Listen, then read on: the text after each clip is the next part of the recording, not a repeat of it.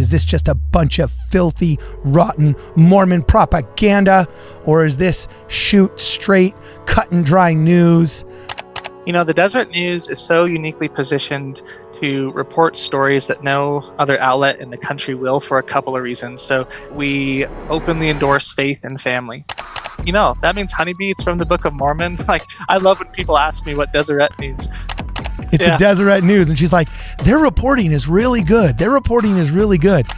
In some ways, it's so natural and kind of makes sense. Which can quickly corrupt your soul. And he admitted that as much to me. He said that it's a constant battle. I stopped scrolling because I was so sick of it, where people were resharing my original post that Charlie Kirk had been shot, celebrating, you know, with these different gifs of like people dancing or just saying, one of them said Trump and Bibi Netanyahu next. There was just countless. Oh man, and the people celebrating this are just absolutely disgusting. This episode is brought to you by the Go and Do Travel Wave Makers 2025 LDS Podcaster Cruise. If you guys want to come hang out with me on a boat, as well as Greg Maxton, Jacob Hansen, Hayden and Jackson, Paul, David Boyce, Dave Butler, and Jasmine Rappley, you got to check out the links in the description. Make sure you use the coupon code WARDRadio10 to receive 10% off. Now back to the video. Welcome, ladies and gentlemen, back to Ward Radio. I'm your host, Cardon Ellis, and today I'm joined via Zoom by none other than Brigham Tomko, who's a writer, a contributor, a journalist, dare I say, at the Deseret News. And he's defected from the ranks of the establishment to give us the real inside scoop. What's the real agenda of the Deseret News? Is this just a bunch of filthy, rotten Mormon propaganda? Or is this shoot straight, cut and dry news? Brigham, before your bosses show up, tell us the inside scoop. What's going on at the Deseret News, man, and why are you here? Hey, well, thanks for having me. Well, the Deseret News obviously is here to spread light and truth. That's our goal. Is that why you keep looking off screen? Is that why you keep looking off screen at your handler? You know what I'm saying? They have signs with my next talking point written on it, and I'm just reading it. Oh, they just shut off the lights. You're in trouble, bro. You're in trouble, man. Next, it's the electricity. No, I'm just kidding. Hit me. What's going on? Hey, well, I'm excited to be on Ward Radio. As a journalist, oftentimes we're pretty restrained in how we write, how we communicate, and I think this is a cool opportunity to talk about what the job's all about, what my goals are as a journalist, and you know, coming from conservative Utah, kind of how I think the Deseret News can represent that community and earn the trust of Utahns and also those across the West, because that is actually our audience, is kind of just the Western U.S. So, yeah, what's that like being a Deseret News reporter? Because, for example, outside of Utah, I know a lot of people are actually very impressed with the Deseret News. I was in the KHTS newsroom when Charlie Kirk was assassinated, and my phone started blowing up. And actually, at that time, we didn't know he was assassinated. We just know that he had been shot. My phone started blowing up saying, hey, Charlie Kirk was shot. Charlie Kirk was shot. I ran into the newsroom and I said, guys, you need to stop whatever you're doing right now and go live now. Charlie Kirk's just been shot. And they started just scouring the news. And they said, we can't confirm this. We can't go live on the radio if we can't confirm this. And I said, these people, look, here's the text messages. These people have been on my show. They're serious people. You can take this to the bank. And they're like, okay, but, and then boom, one of the first articles that popped up actually was the Deseret News. And they're like, is this real? Is this reputable? I was like, yeah. And I said, and follow them. And so the news director of FM 98.1, which is the largest website in North LA County. I mean, it's nothing to shake a stick at. It's a smaller radio station, all things considered, but it's the largest website in North LA County. And I think the biggest news blog, if I'm not mistaken. And they started following you guys. And for the whole first 24 to 36 hours, I went live with her twice on FM 98.1, and she said, yeah, how do you pronounce it again? It's the Deseret, like, I'm French. I want to say Deseret. You know, I said, it's the Deseret News. And she's like, their reporting is really good. Their reporting is really good. So outside of Utah, you have a good reputation, at least with everybody I've talked to. But inside of Utah, there's this weird, like, push and pull. It's like conservatives don't think you're conservative enough, but these are the weirdos that are trying to like desperately to be Protestants, and nobody trusts anything that the church touches because the church has touched it, but nobody also trusts the Salt Lake Tribune because they all know it's anti-Mormon. So it's kind of like people just feel there's like no independent voice in Utah because it's either church owned and influenced or else it's just anti-Mormon, which is its own level of toxic and untrustworthy. So what's it like being a Deseret News journalist just in Utah, man? First, let me just throw something out that came to mind as you were talking. So Megyn Kelly and Glenn Beck, they had a podcast after they heard that Kirk had been shot. And this is, the rest of this is for another episode probably, but they're talking about the news coming in, and I was the first one to confirm that Charlie Kirk was pronounced dead. I got on the phone with Utah House Speaker Mike Schultz, and he was able to confirm that. So I was the first person to put that out on X. And so Glenn Beck and Megyn Kelly on their podcast are like, hey, Deseret is reporting that he's dead. And Megyn, quote, said, I trust Deseret. And so that was kind of a cool moment. She pronounced it right. I mean, in those next 36 hours, we had 37 interviews with these national, cable and radio news outlets. And I can't tell you how many times they were like, is this Deseret? Like, is this French? And it's actually a fun opportunity to say, that means honeybee. It's from the Book of Mormon. Like, I love when people ask me what Deseret means. But as far as what it's like being a Deseret News reporter in the state of Utah, I think you laid it out nicely where people know where the Tribune is coming from on lots of these issues. And then Deseret News, I think there is a bit of a insecurity about an institution that's owned by the church where they expect it maybe to have a certain voice or a certain approach to stories. And so if something doesn't come out maybe exactly how they'd want to, they get maybe more defensive or even more critical than they would of like a normal newspaper. It's kind of the experience I've had where it's like if you're not on their side 100%, they feel like that's kind of an affront to them and their identity as a member of the church. And so there's definitely that added sensitivity that wouldn't exist probably if the newspaper had a different owner. And we can get into this later, but I think the ownership by the church is a huge value add and one of the strengths of Deseret News. But anyways, it certainly complicates, I think, people's emotions about the paper. Yeah, that's what they tell you to say. That's what they tell you to say. No, I'm just kidding. So yeah, this is insane. You were the one that broke that. I have so many questions, but my first is, let's just go most recent in history. What's it like being in the back door of the Charlie Kirk assassination? Like, holy smoke. So, I mean, do you just want the whole story of how I got access and talked to him and then what that was like having... So you talked to him directly? So 3 months ago, I reached out to some sources here in Utah, knowing that Tyler Boyer, Charlie Kirk's right-hand man, was a member of the Church of Jesus Christ of Latter-day Saints. He had those Utah ties. I was able to connect with him and then through him to Andrew Colvett, who's their comms director / spokesperson on the content creation side. And so over the course of 2.5 months, I was able to get access to their Student Action Summit in Tampa, Florida in mid-July and talk with Charlie Kirk for 15 minutes. And that kind of led to an in-person interview for 45 minutes on August 19th. And we sat down at his headquarters in Phoenix, Arizona. We talked about his vision for Turning Point, his motivation, his faith, like how he kind of approaches his Christian faith and also being such a controversial figure. I took time off of my paternity leave to finish the profile. And then I went back on paternity leave. And 3 days after the story was published, he's assassinated in Orem, Utah. And the strangeness of that timeline still hasn't settled in, really. So were you the last to profile him? I mean, 3 days. I can't think of much media before that, right? So there was one other journalist that interviewed him that day, and it's the person that profiles President Trump, Speaker Mike Johnson, the big Republican figures in the U.S. for Time magazine. He interviewed Charlie Kirk immediately after me, but he hadn't published his story yet. And so I'm the last person to interview and then report a profile of him, and I guess the second to last person to do a in-depth interview. And the Time magazine article, I imagine, will really have to shift its focus now that history has changed, right? Since that interview took place. Wow.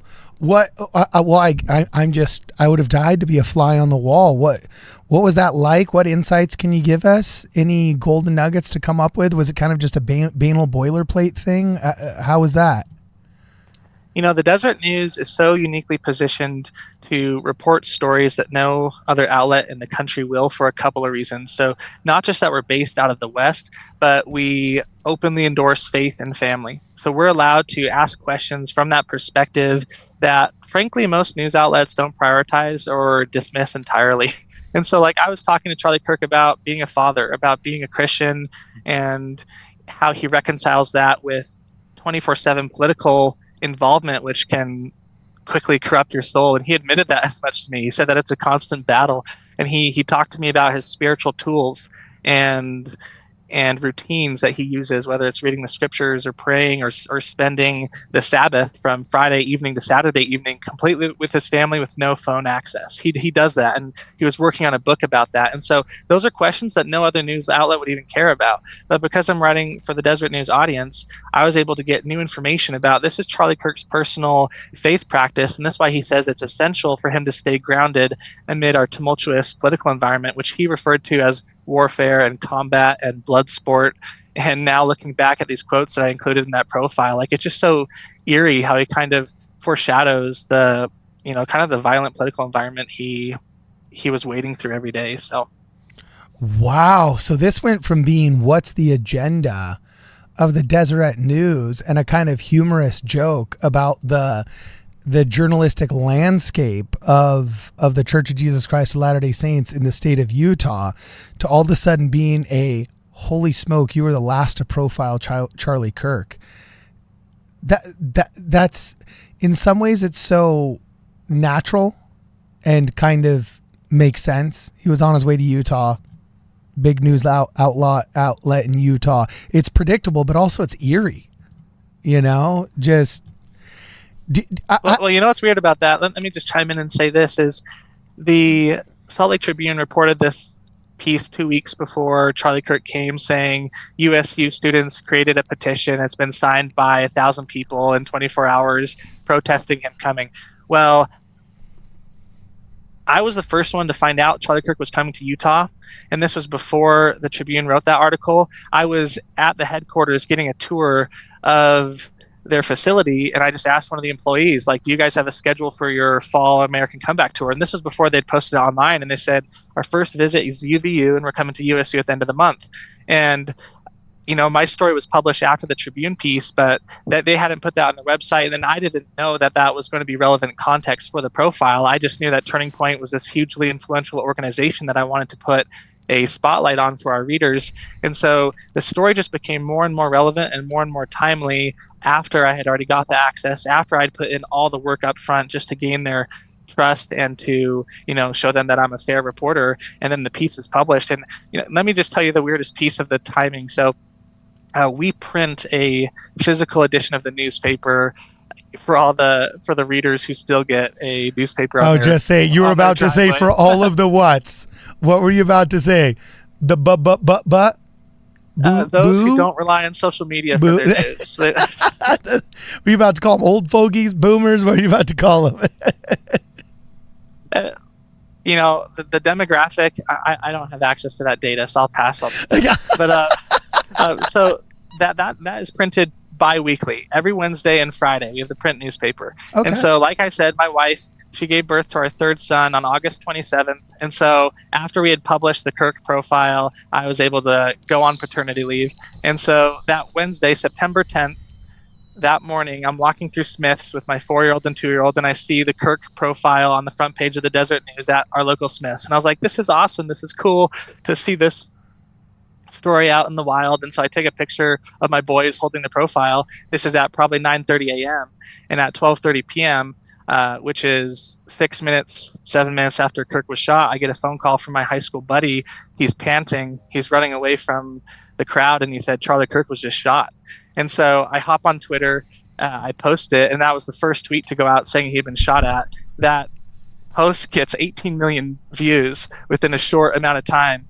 And from that moment on, needless to say, my paternity leave was put on pause. But for the next 36 hours, I was just nonstop reporting on how the subject of my profile from a few days before was now the biggest assassination of a public figure in 60 years. So, wow. Oh man.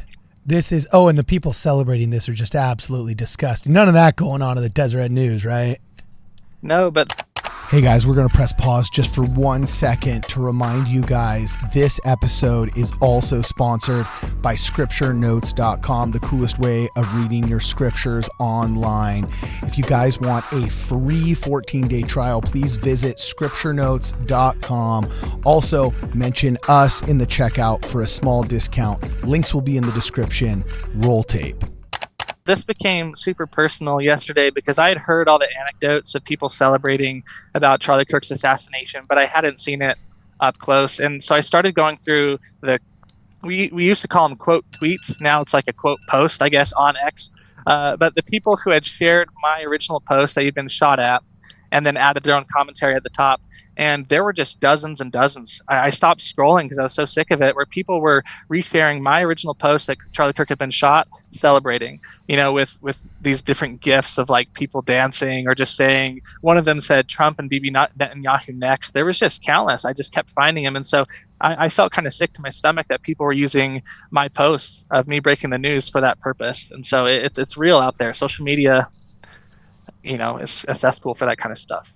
Yeah, dude, for real. Holy smoke. So, you mentioned not everything has to be about, well, right now everything does have to be about this, but you mentioned previously that you want to expand into the West more, not just be a Utah newspaper. Now, is that just because this is Brigham's Empire of the West and you think you would have a lot of clout in Arizona and Idaho and Utah because that's where a lot of Mormons are? Or is it because you actually have aspirations of just competing with secular news like the LA Times, the New York Times, the Boston Globe, the Chicago Tribune, et al.? Is it more expansionist like that, or just because you're trying to serve the greater Western Empire of Brigham Young's legacy more? I mean, Deseret News wants to expand its reach nationally. It's kind of had this vision for the last several years, creating Deseret Magazine and other things. We want to be a distinct voice from the West on national issues. And so we actually have tons of, we are unique in the country in terms of highlighting folks like Brad Wilcox, not the general authority, but like the leading scholar on family and marriage and folks like that. And so we stand out in that way. And so I guess you could say that Deseret News is trying to like establish kind of like media dominance in what used to be Deseret, right? Like Arizona, Idaho, Nevada, that area. And so like that's been the goal from before I came into the organization, but I certainly have that personal goal of like trying to tap into what's most politically relevant, not just in the Beehive State, but in Arizona and Idaho. And so yeah, that's a mission of the organization more broadly. Well, the state of Deseret makes it all the way to the Santa Monica Pier. Did you know that? Yeah, I need more California coverage. Yeah, for sure. Yeah, have you ever seen the original map of the state of Deseret that was drawn for Brigham Young like in 1850? Have you ever seen the original map? I think I've seen it. Yeah. It goes along the Sierra Nevada mountains, basically. From somewhere up like in Tahoe down along the mountains was the dividing line. So what's interesting is those two mountain ranges conjoin in Santa Clarita, where I grew up. So it's kind of hard to tell if my hometown would have been it would have been a border town for sure, but whether or not it would have been in California or in the state of Deseret. I think it actually would have been in California based off of the maps that I have seen, but only by like 500 feet. Because we're literally at the base of the mountains on this side instead of the base of the mountain range on the other side. And so I thought that was funny, but it goes all the way to where Santa Monica was that meets the shore. And then it's got a strip of coastline, probably about 30 or 40 miles long, because basically Mexico was everything down by San Diego back then. And there was, border disputes that had yet to be settled down there. And so it's kind of interesting. People don't realize just how Californian California history is Mormon history. Like the Bear Flag Republic that was formed, and the reason why California has a bear on the flag, that was the bishop of like the Vallejo ward that basically just stormed the Mexican general's fort with like 30 or 40 dudes from elders quorum. And, No way. and the general was like there and he's like, yeah, dude, I didn't sign up for this crap. Just take the land. Like I feel betrayed by my countrymen anyway. Just do it. And I think for like 40 or 50 days, of course, Lance Christensen, who's huge on California history, is probably screaming at the screen right now and throwing his shoe at the laptop that he's watching this on. But I think it was like for like 40 or 50 days, California was an independent state called the Bear Flag Republic, until finally like the US just came in and said, we want to buy you out. Just join us. And apparently he's like, yeah, dude, I didn't sign up for running the state. I mean, I wanted to liberate my people, but I didn't want to be governor. And so like there's a turbulent history in Northern California back then.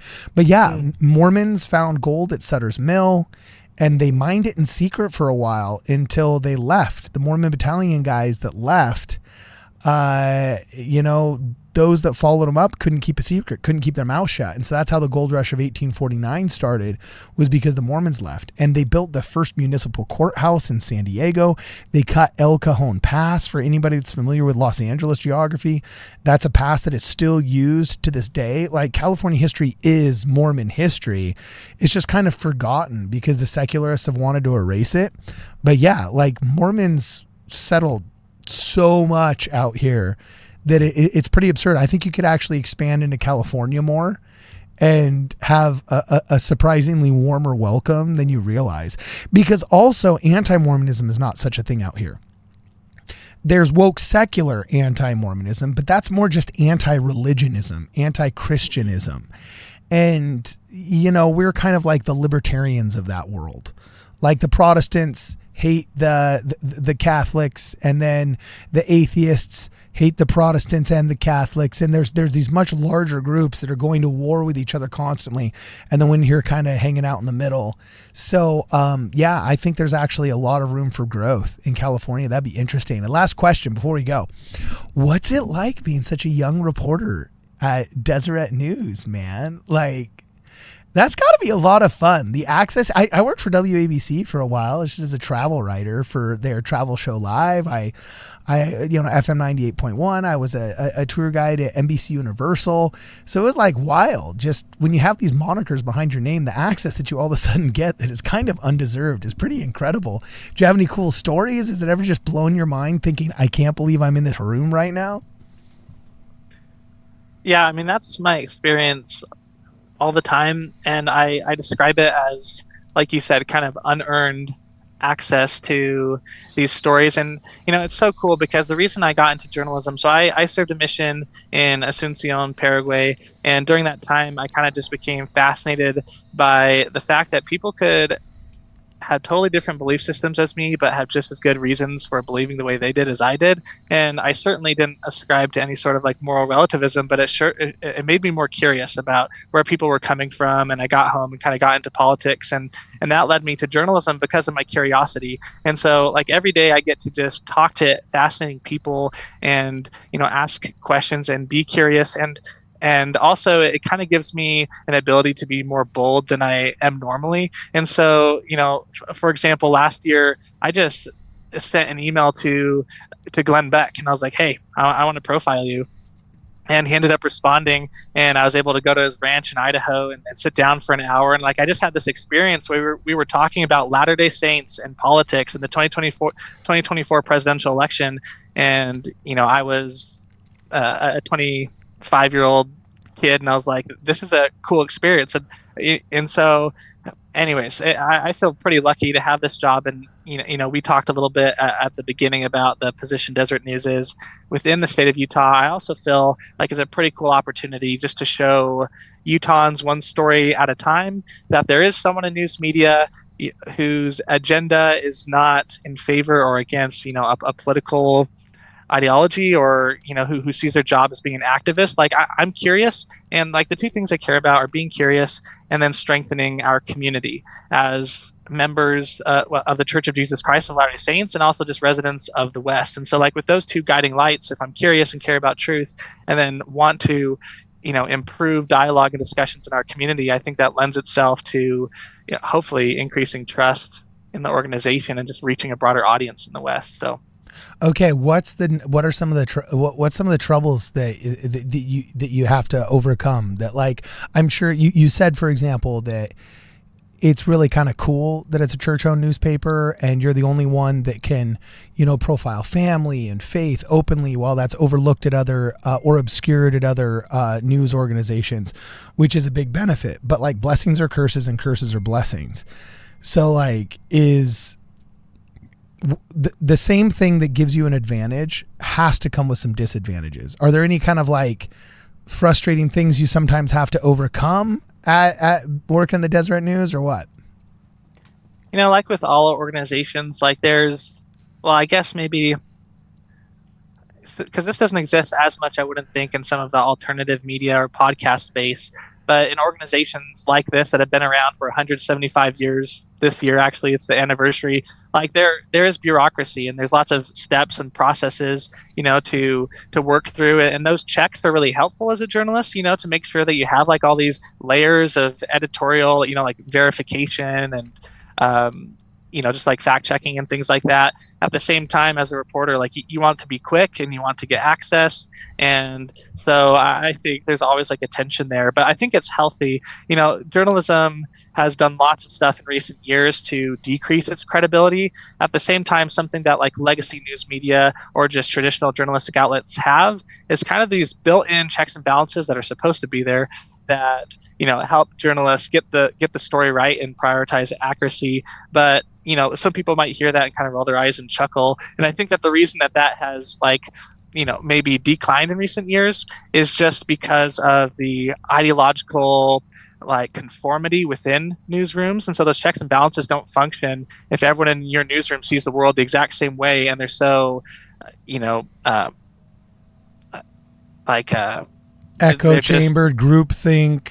Yeah. And so, like, one thing I will say also to pitch the Deseret News is I am confident we have the most ideologically diverse newsroom in the state, where we have, Trump voters, Biden voters, independent voters. And so, like, those debates are happening every single day in the newsroom of, like, hey, how do we frame this? Or, like, what stories do we prioritize? And I think that's so healthy for a newsroom to have editors and reporters, who see the world in different ways or who come from different backgrounds, politically and ideologically, having those debates, because then a story runs through those proper filters. Whereas if you're in a newsroom where everyone, thinks that Trump is an unmitigated threat to democracy, and, like, our job as a journalist is to shut him down and criticize him, then, the bias would only go in one direction. So. Yeah, that's cool. Well, man, I wish we could stay, but unfortunately we got to go. How can people get a hold of you if they got a hot tip, if they want to just, shoot the breeze? You're married, so you're not going to get a date out of this, but how can people get a hold of you, man, if they want to reach out to you or read more of your stuff? This comes with some risks, telling people to get on X, because it's such, like, an awful platform in so many ways. But, like, follow me on X at Brigham Tomko. And then, yeah, just the Deseret News website, I think, is such a unique place, not just because we provide some of the most accurate and in-depth coverage of the West. I mean, this Charlie Kirk news cycle is just, it's the worst circumstances, but one of the best examples of how we lead the nation in our coverage in the West. And so just, go on the website, keep your eye out for Brigham Tomko stories. And also, please give me feedback. Send me an email if you feel like a story was planted or missed a perspective. I want that kind of feedback because it helps me check my blind spots and improve my coverage in the future. Okay, awesome. Unfortunately, we got to go, but his name has been Brigham Tomko. The organization is Deseret News. It's been awesome, Brigham. Thanks for hanging out with us. For this and more, please check us out at worldradio.com.